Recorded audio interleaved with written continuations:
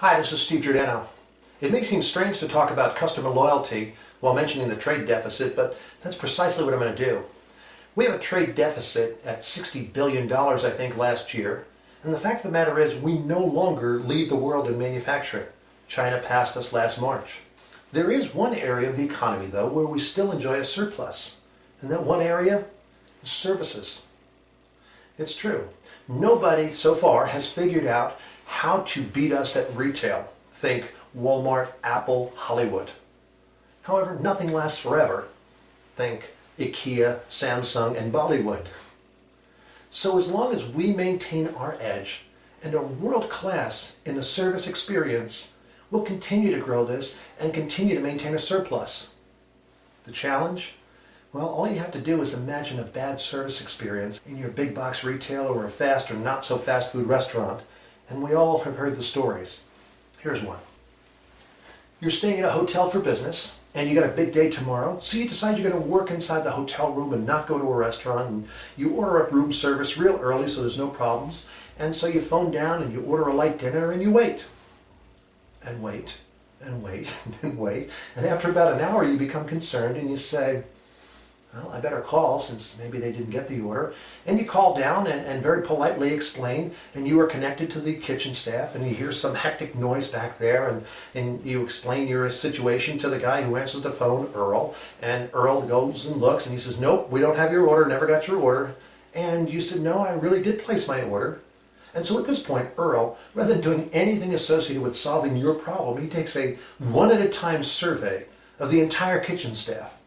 Mildred, you get the guy's order at 3:24? No. Virgil, how about you? You got an order from? Nope. Nope, I checked. We don't really have your order. Never had your order. Sorry. Well, now Virgil and Earl and Mildred are happily going about their work, safe in the knowledge that their universe is balanced and they didn't do anything wrong. Okay? I have found that most customer dissatisfaction horror stories have at the heart of it 5 pain points. In fact, I challenge you to come up with a customer satisfaction bad story where it doesn't contain one of these 5 pain points. And here they are.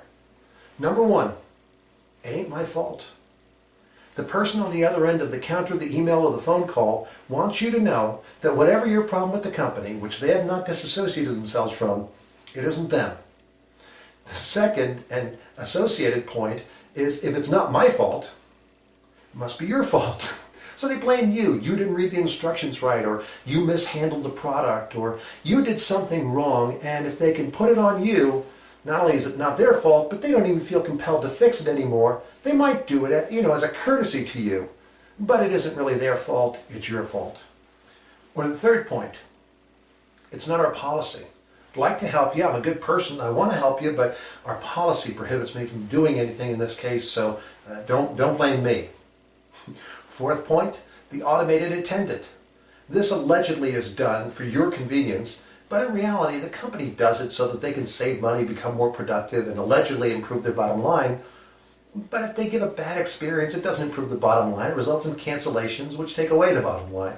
So it's not really helpful, especially if you get caught, like I have, and I'm sure you have, in one of those loops where you explain your entire problem and then are eventually transferred to a real person when the automated attendant can't help you, and you have to tell all the information over again.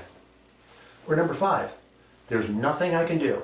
This is their close. I've heard your whole story and there's nothing that can be done. We've got to end it right here. This is it. You can go to my boss if you want, but my boss can't help you either. I can't help you. We can't help you. We're done. I have found that most customer dissatisfaction has to do with one of those 5 pain points, or in addition to one of those 5 pain points, nobody followed up and got back to you.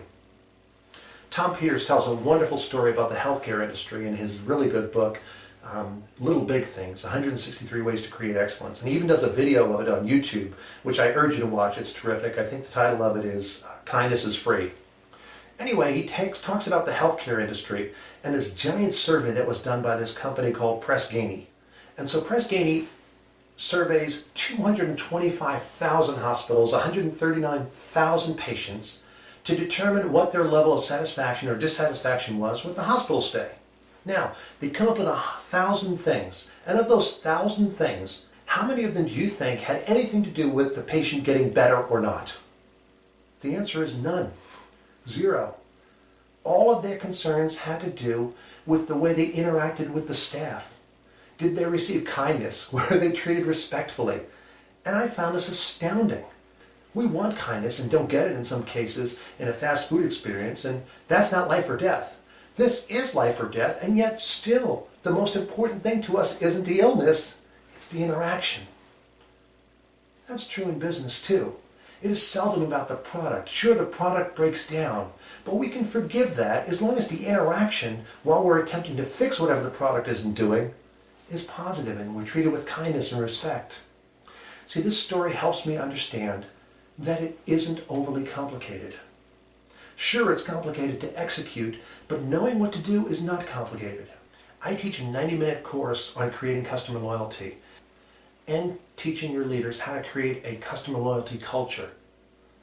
And I use my strategy of 3 A's. And the 3 A's very briefly stand for apologize, be accountable, and be their agent. At the end of 90 minutes, your people walk away with implementable solutions and tactics that they can use the next day that don't cost anything and help to create customer loyalty. I find it amazing that millions of dollars are spent on marketing and promotion to bring in new customers when cancellations account for all the customers we could possibly want if we were just able to save those sales. I urge you to start increasing productivity today. Hit the link on the email or visit me at the customer loyalty page at trainwinrepeat.com and let me help you create a customer loyalty culture. Thank you for your focus on the customer, and thank you for listening to me today.